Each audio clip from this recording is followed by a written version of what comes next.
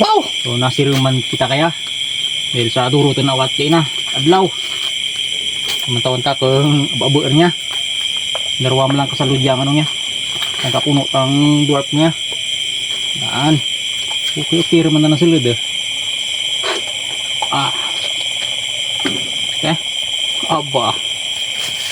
Bulong sa ano niya? Sa uhaw. So dan ambay kung may isang katitsilya. Ano kaya niya? Rawas man. Kulang-kulang santing nga lagi ah.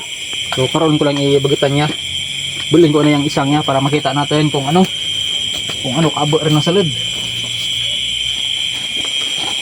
Aba.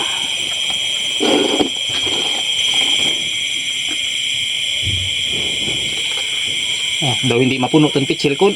Aba. Daw nami takang turog karong kaya bay. Nami ito bulong sa uho yo. Marulag at tabla. De, kung nami man.